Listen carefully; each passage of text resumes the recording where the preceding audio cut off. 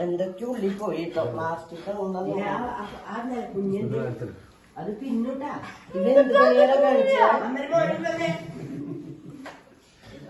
എന്റെ തലയിലടാ നിനക്ക് കൊട്ടാൻ തോന്നിയ അമ്മക്ക് ഉണ്ടോ അങ്ങനെ അവർക്ക് ഇവർക്ക് എല്ലാവർക്കും പ്ലാസ്റ്റിക് കൊണ്ട് എന്റെ വയലുണ്ട്